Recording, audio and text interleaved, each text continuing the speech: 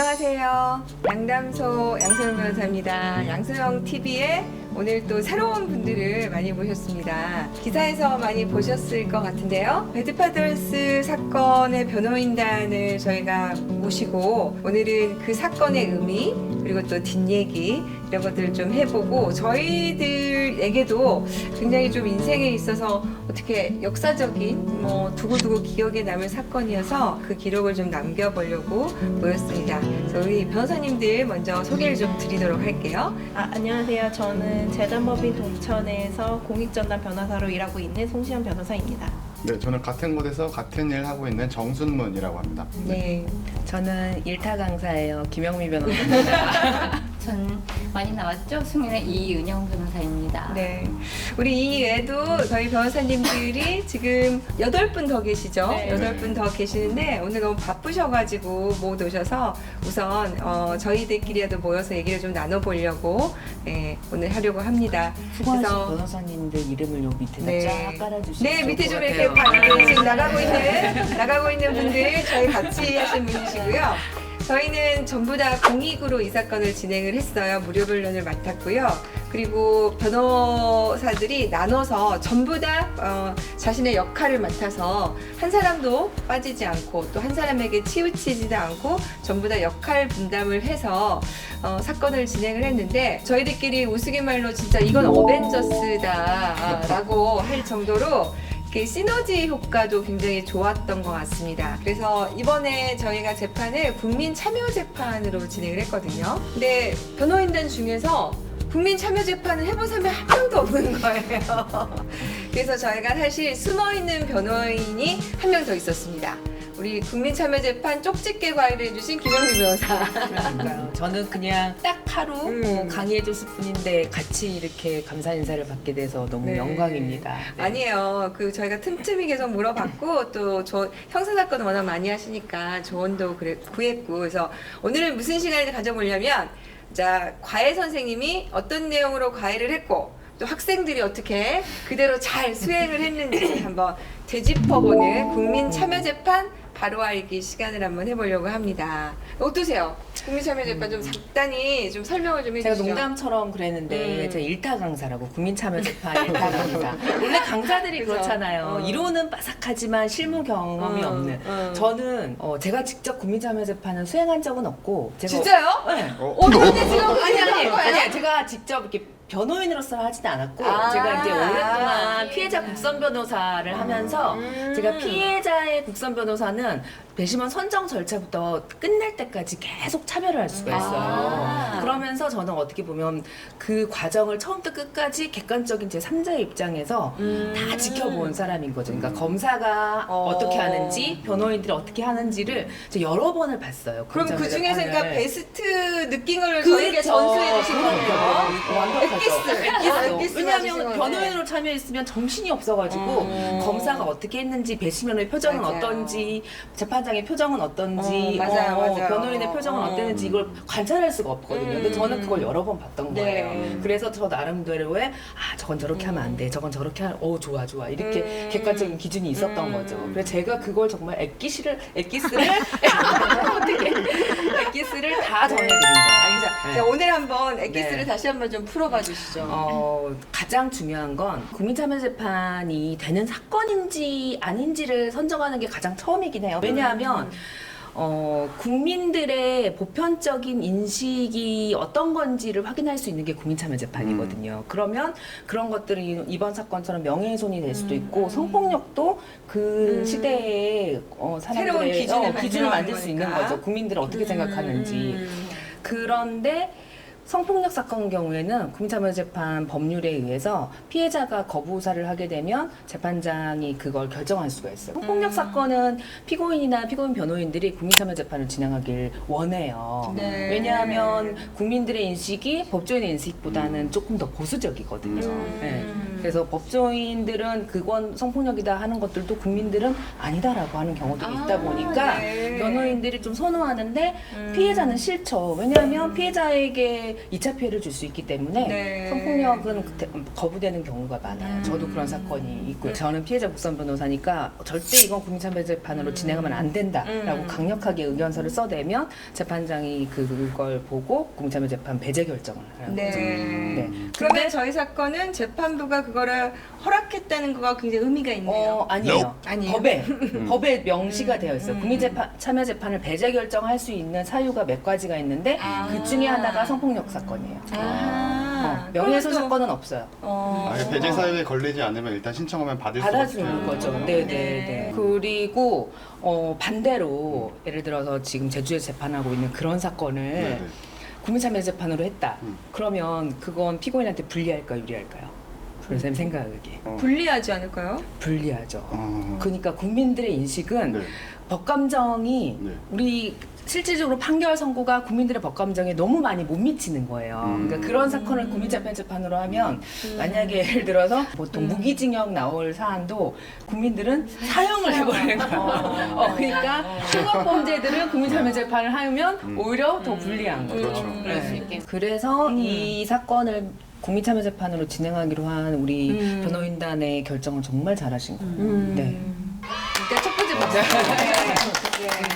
그 다음에 배심원 선정. 두 번째로 중요한 게 배심원 선정인데 지금 우리 사건의 명예훼손이 전제된 게 양육비잖아요. 그럼 양육비라고 하면은 기본적으로는 이혼한 부모인 경우가 발생하는 전제가 거죠. 되잖아요. 네. 그러면 아무래도 이혼에 되게 부정적이거나 아니면 좀 더 가부장적인 사람들은 왠지 보수적으로 판단할 것 같은 느낌이 들잖아요. 그래서 1차적으로 이제 배심원들이 쓴 본인의 신상에 대해서 한번 쭉 검토를 했죠. 어땠나요? 실제로?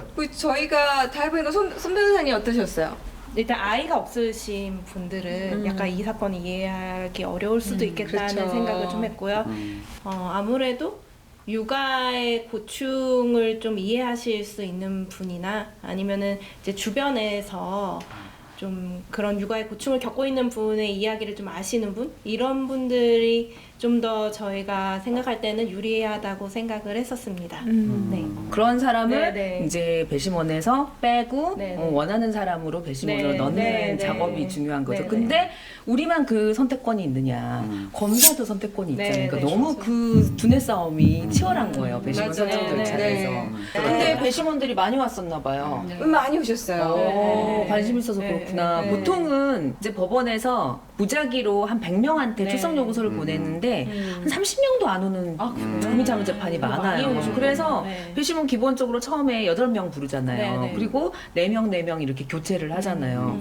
그래서 결국은 선정할 사람이 없어가지고 그냥 배심원 끝나버리는 그래요? 경우도 있어요. 그러면 저희는 되게 운이 또 좋았네요. 네. 풀이 많이 있으셨으니까. 저희는 많이 남았었어요. 네. 네. 그리고 또 이제 두 번째 우리 김영미 변호사님이 쪽집게 가해를 해주신 게 있으세요. 뭐였죠? PPT. PPT. 어. 그럼요. 제가 변호인으로 참여한 게 아니라 저도 관객으로 참여했잖아요.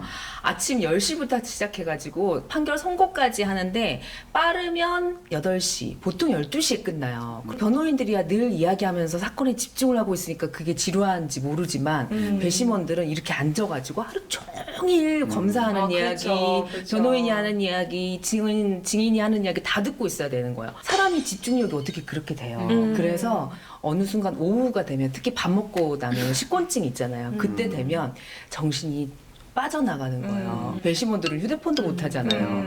그래서 제가 이제 그 국민참여재판 다니면서 보니까 사람들이 귀는 지금 막혀 있어요.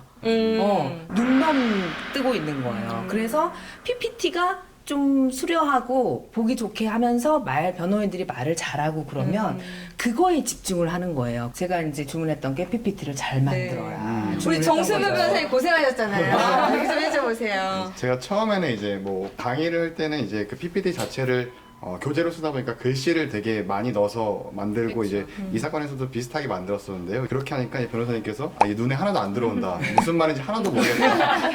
독서를 하셔서 땀을 뻘뻘 흘리면서 그냥 그 글씨를 되게 그러니까 글씨를 양을 되게 축소를 하고 그 자리에 이제 그림을 좀 많이 넣고 그다음에 이 사건을 조금 더 이제 직관적으로 이해할 수 있게 뭐 양육비 미지급자와 뭐 아동의 생존권이 대립한다. 뭐 이런 그림들을 많이 넣고 했는데 그런 부분에서 배심원분들이 좀 잘 이해를 해 주셨지 않나. 예, 뭐 그렇게. 그럼 그날 저녁에 가셔서 날 새서 또 그걸 하신 거예요? 예, 뭐 새진 않고 한 새벽 2시 정도까지 예, 했었죠. 고생하셨네요. 네, 피드백 다 많이 주셨고. 그리고 또 아침에 일찍 일어나서 왔어요. 그러니까 진짜 세다시피 며칠 고생했죠. 직전 네. 며칠은 저희가 진짜 고생했죠. 네. 그래서 저희가 이게 PPT를 만들 때 김영미 변호사님이 통과해야 저희 갈 수가 있었어요. 그래서 아니면 다 잘렸고요. 그리고 왜냐하면 법조인들이야 판사, 검사, 변호사 다 같은 법조인이니까 못 알아먹어도 상관없어요. 아니야 못 알아먹을 수가 없지. 법률 용어로 쓰니까. 근데 배심원들은 법적인 지식이 있을 수도 없고 없을 수도 있는데 일반인이다 보니까 법률 용어가 얼마나 어려워요. 맞아요. 모르잖아요. 그래서 그걸 법률 용어로 그대로 쓰면 그냥 이 눈만 말뚱말뚱 뜨고 있는 거야. 그걸 네. 쉽게 풀어줘야 되는 거예요. 그걸 간과하면 절대 안 네. 돼요. 자, 세 번째 팁.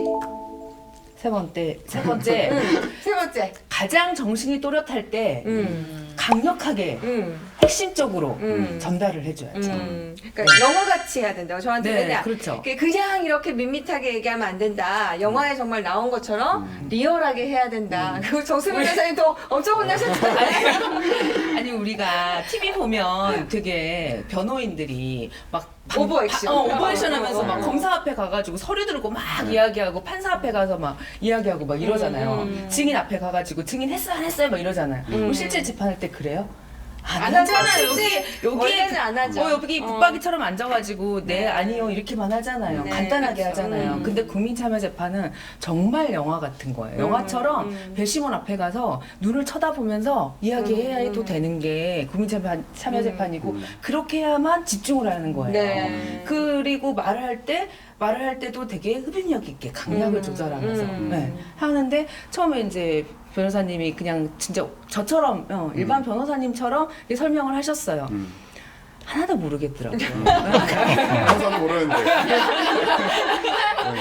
저는 왜냐면 이 사건에 대한 개괄적인 내용만 알지 구체적으로 어떤 건지 모르는데 변호사님이 이제 리허설을 할 때 처음 들었잖아요. 근데 주장하고자 하는 바가 뭐지? 저도 잘 모르겠더라고요. 근데 일반인은 얼마나 모르겠어요. 네. 그래서 그날 우리 정승문 변호사님이 배심원들을 가까이 가셔가지고 눈을 맞추면서 진짜 하셨어요? 네, 다 같이 이제 변호인들 다 같이 그런 식으로 변론을 했습니다. 네. 아유, 저희가 그래서 국민참여재판으로 진행을 해봤고요. 저는 이제 이번에 느낀 게 뭐였냐면은 배심원분들이 굉장히 그 소명의식이 있으시더라고요. 맞아요. 우리 마지막 선고 정말 들으러 갔을 열심히. 때 어떠셨어요? 선고 마지막 시작할 때 배심원 들어올 때? 그 선고가 한 12시 반? 새벽 12시 반? 네, 20분에 우리 모이라고 그때쯤에 해놓고, 있었거든요. 네. 그래서 기다리다가 이제 그 추위를 뚫고 법원으로 가는데 굉장히 많이 긴장이 되더라고요, 사실. 네. 정말 가슴이 두근두근 거리고 막 그랬는데 배심원분들이 쭉 이제 들어오시고 그 다음에 이제 재판장님께서 들어오셔서 판결문을 낭독하시면서 판결을 선고하셨는데 제가 이제 할 때 이제 배심원분들과 다 눈을 한 번씩 마주쳤어요. 그 판결문을 들으면서 다들 뭐 사실 되게 저는 무관심할 거라고 생각하는데 되게 그 청명하게 눈을 반짝반짝 이렇게 하시면서 저희를 쳐다봐 주시더라고요. 다행히 이제 결과도 좋게 나왔고 그런 뜻이었구나 이렇게 이해를 했죠. 네, 뒤늦게. 어떻게 송 변호사님은 어떠셨어요? 전 사실 처음에 배심원분들 들어오셨을 때 표정이 너무 안 좋으신 거예요. 그리고 저희랑 눈을 저를 안 그러게요, 보시는 그러게. 거예요. 그래서 혹시 우리한테 미안한 결과를 도출하셨나 해가지고 엄청 걱정했어요. 맞아요. 그래서 그때 옆에 손지원 변호사님이랑 같이 손을 잡고 막 아주 긴장해가지고 진짜 벌벌 떨었거든요. 근데 의외로 이제 그 낭독하는데 결과가 좋아가지고 네. 굉장히 기분이 좋았습니다. 맞아요. 네. 그래서 완전 포커페이스를 유지를 하시더라고요. 그러니까. 네. 우리 이은영 변호사님이 진짜 고생 많이 하셨는데 더 이뻐지려고 네, 제가 치아 치과 교정을 좀 들어갔어요. 그래서 그래서 오늘은 그래도 좀 얘기를 해봐요. 정말 떨렸지만 결과가 좋아서 일단은 음. 너무 기분이 좋았고 그다음에 진짜 잘 가르쳐 주신 덕분에 우리 이은영 변호사가 그날 증인신문도 하고 막 최후 변론도 하고 모두 변론도 하고 정말 너무너무 많이 활약을 했거든요. 그래서 원래도 삐쩍 말랐는데 피골이 상접해가고 있습니다. 다크서클 보이시나요? 근데 너무 대단해. 지금 14시간을 하신 거잖아요. 네. 그러니까 14시간 동안 이렇게 집중력 있게 하신 우리 변호인단, 그다음에 국민참여인단, 그다음에 재판부 정말 너무 박수 네. 쳐드리고 싶습니다. 정말 네. 감사하고 네. 저희 사건은 특히 또 배심원 분들이 집중을 굉장히 많이 해주셨어요. 네, 끝까지. 네, 네. 우는 별로. 분도 계셨어요. 네, 울기도 맞아요. 같이 울기도 하시고 저희도 사실은 변호인단이 시작할 때 고민 많이 어, 했죠. 무죄가 나올까? 저희가 네. 선거 들어가면서도 와 정말 이거를 무죄를 해주실까? 어떻게 보면 역사적인 한 발을 내딛는 사건이잖아요. 사실 역시 명예훼손과 관련해서도 그렇지만 양육비 해결을 위해서 한 물꼬를 틀 수 있는 사건이어서 마지막에 진짜 무죄 판결 이후 읽으시는데 저는 눈물이 막 쏟아져가지고 할 수가 없었어요. 근데 우리 옆에 피고인께서는 내가 우니까 자기가 유죄인 줄 알았대. 아니 근데 그렇게 많이 우셨다면서요? 나오는데 눈물이 퉁퉁 부어, 눈이 퉁퉁 부어가지고 그랬습니다. 오늘 유튜브 보시고 공감을 얻으시고 도움이 되시면 저희를 좀 후원해 주세요. 양육비 해결 총연합회를 모여서 이와 관련해서 향후 계속해서 입법 활동을 할 겁니다. 이에 대해서 뜻을 같이 해주신 분들은 응원도 해주시고 또 기사 나면은 댓글도 좀 응원 좀 해주시고 또 경제적으로도 후원을 해주시면 감사하겠고요. 그리고 저희 유튜브도 좋아요, 구독 부탁드리고요. 네, 감사합니다.